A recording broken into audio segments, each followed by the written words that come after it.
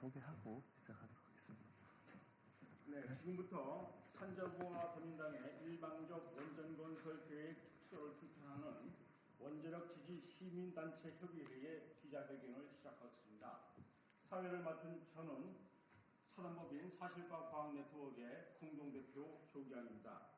오늘 기자회견 자리를 마련해 주신 국힘당의 박충건 의원님께서 모두 발언을 해주시겠습니다. 이에 앞서서 함께 참석해 주신 여러분들을 소개해드리겠습니다. 사단법인 원자력 산업환경진흥협회의 박기철 이사장입니다. 사단법인 한국원자력문화진흥원 이영일 원장님이십니다. 사단법인 한국원자력문화진흥원 안호연 사무총장 나오셨습니다. 사단법인 에너지와 여성 조승철 자문위원장님께서 자리를 함께 해주시고 계십니다. 그러면 박충건 의원님의 모두 발언을 들어보시겠습니다. 네, 안녕하십니까. 국민의힘 박충건입니다. 오늘 기자회견은 산업통상자원부와 더불어민주당의 원전 건설 계획 축소를 규탄하기 위해 마련됐습니다. 최근 보도에 따르면 지난 7일 산업통상자원부가 국회를 방문해서 11차 전력 수급 기본 계획에 신규 원전 건설 계획을 축소하는 방안을 제시했습니다. 정기본은 국회 보고 후 전력정책심의위원회의 의결을 거쳐야 확정이 되는데 산업부는 민주당의 반대로 기약 없이 미뤄지는 국회 보고 절차를 더 이상 미룰 수 없었다고 변명했습니다. 에너지 정책은 우리나라 에너지 환경과 산업 및 경제 상황을 종합적으로 고려해서 탄소 중립, 에너지 안보, 경제성, 안정적 공급 등의 장기 목표를 달성할 수 있는 현실적이고 실현 가능한 방안을 담아야 합니다. 에너지는 제조업을 기반으로 하는 우리나라에 있어서 국가 경쟁력의 핵심 기반입니다. 더 안정적이고 값싼 에너지를 확보하는 것은 우리나라의 국가 경쟁력을 향상시키고 AI 시대에 대응하기 위한 중요한 안보 문제입니다. 태양광이나 풍력과 같은 친환경 에너지를 무작정 늘리는 것은 우리나라의 현실적 조건에서 적절하지 않습니다. 태양광은 강원도 사례에서와 마찬가지로 우리나라의 산림과 환경을 파괴하고 효용성도 갖추지 못하고 있는 그런 상황입니다. 또한 해상풍력은 북한과의 대치 상황에 있는 조건에서 북한으로부터의 미사일 공격에 대응하기 어려운 안보 문제와도 직결되어 있습니다. 또한 중국의 우리나라의 해저 정보가 유출되는 안보 문제 또한 포함하고 있습니다.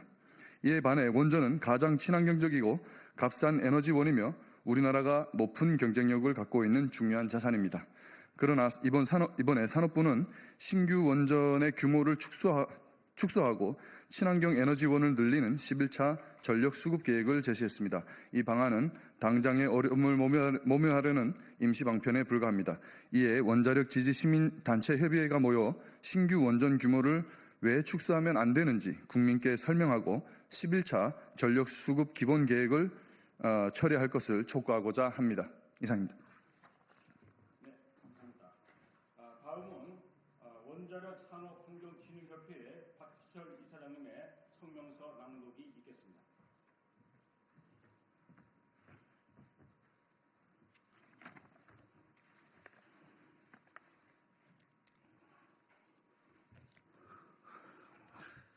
산업통상자원부와 더불어민주당의 원전건설 계획 축소를 강력하게 규탄한다.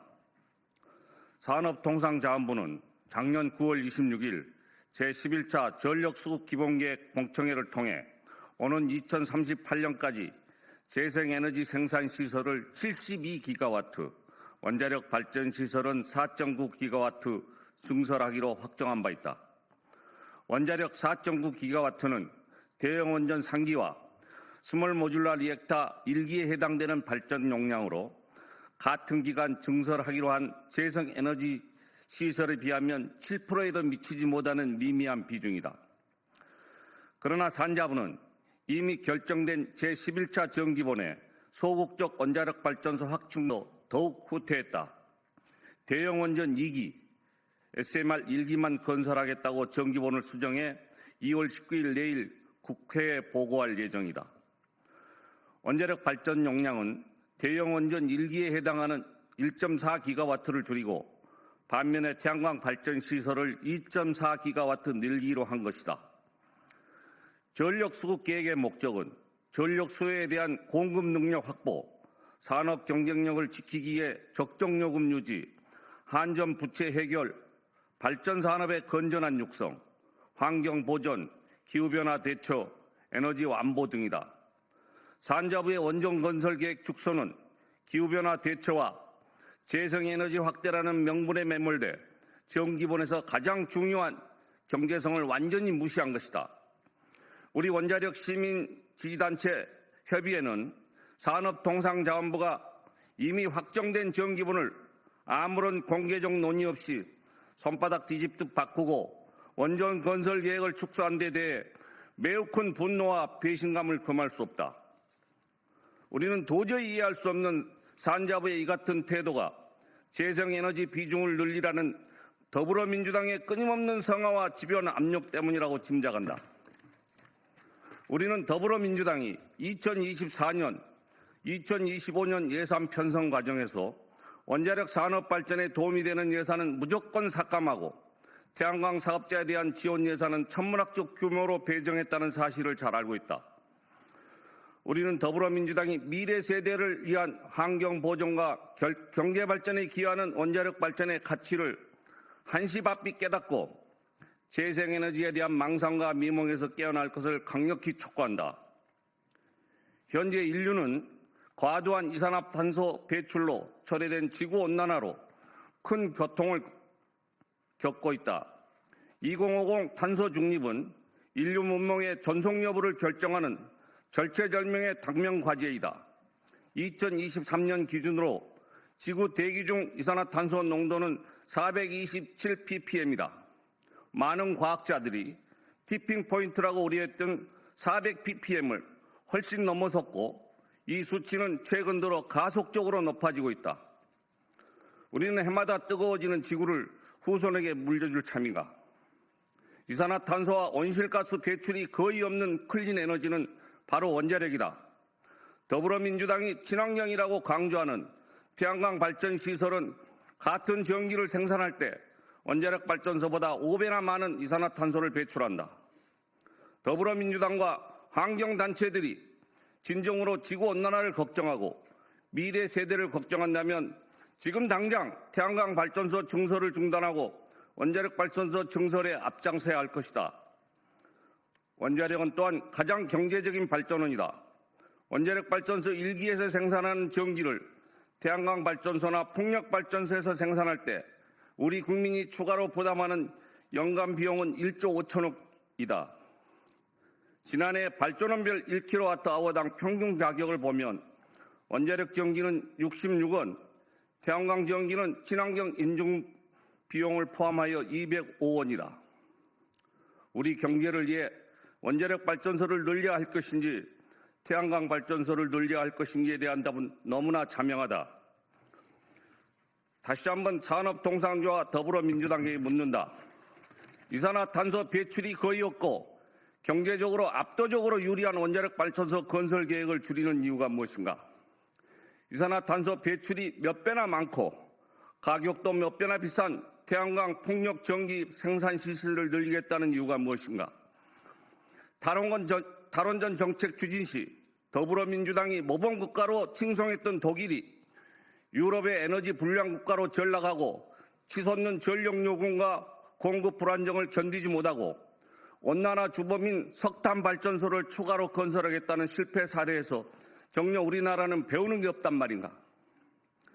지금 한국전력공사가 안고 있는 누적 적자 203조 원은 바로 문재인 정부와 더불어민주당이 추진했던 탈원전 재생에너지 확대 정책에 생겨난 경제적 부담이다. 더불어민주당은 실질적 탈원전 정책을 고집하면서 국민 한 사람당 400만 원씩 돌아가는 한국전력 적자를 무슨 수로 해소할 작정인가? 우리 원자력 지지 시민단체 협의회는 제11차 정기본의 계약이 재생에너지 업자들과 격당한 정상모래들의 작품이라는 의심을 거둘 수 없다. 우리는 주장한다. 1. 우리는 제11차 정기본이 더불어민주당의 사주와 산업통상자원부의 협조로 계약된 사실에 대해서 분노한다. 제11차 정기본의 원안으로 즉시 복구하라. 2. 2050 탄소 중립과 지속적 경제 발전을 위해 국내 발전 설비 용량 가운데 원자력 발전소 설비 비중을 최소 50%까지 확대하라. 3. 우리는 전력 수급 기본계획이 재생에너지 카르텔의 입김에 따라 좌우되는 현실을 통탄한다. 국회와 정부는 국민의 이익을 최우선으로 에너지 정책을 수립하라. 2025년 2월 18일 원자력 시민 지지단체 협의회 일동. 감사합니다. 네, 시월 회장님 수고하셨습니다. 제가 사회자이긴 하지만 잠시 자유 발언을 하겠습니다. 기자 여러분들, R200 리뉴어블 에너지 100%, 재생에너지 100%가 가능하다고 생각하십니까? 2012년부터 제주도는 제주도 남쪽 가파도에 146억 원을 투자해서 RE100 에너지 자립섬을 추진했습니다. 가파도에는 250명이 살고 있었습니다. 이 섬에 146억을 투자한다면 주민 한 사람당 5,800만 원입니다. 그렇게 어마어마한 돈을 투자해서 에너지 자립섬, 태양광 풍력으로 지역 주민들이 필요로 하는 모든 에너지를 하겠다는 그런 계획을 추진했습니다. 2012년부터 시작된 에너지 자립섬 계획은 2016년 드디어 RE100을 달성했다고 떠들썩하게 선전했습니다. 가파도에서 필요로 하는 모든 전기를 태양광, 풍력 발전, 그리고 ESS 에너지 세이빙 시스템으로 충당한다는 계획이 완성되었다, 달성했다라고 크게 선전했습니다. 지금 가파도의 현실은 어떻습니까? 제가 작년 가을에 가파도에 가본 결과 더 이상 풍력 발전기도 없고 태양광 발전 시설도 없었습니다.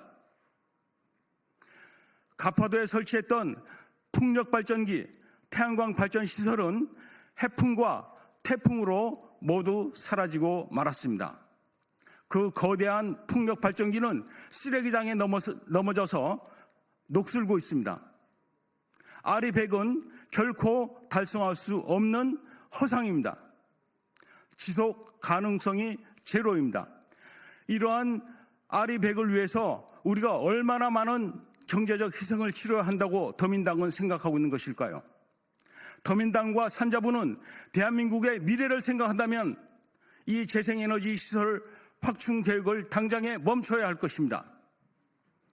우리가 필요로 하는 것은 값싸고 지속적으로 안정된 전력을 공급할 수 있는 원자력 발전소입니다. 자, 이것으로 오늘 기자회견을 마치겠습니다. 시간상 지금 경청해 주셔서 대단히 감사합니다. 고맙습니다.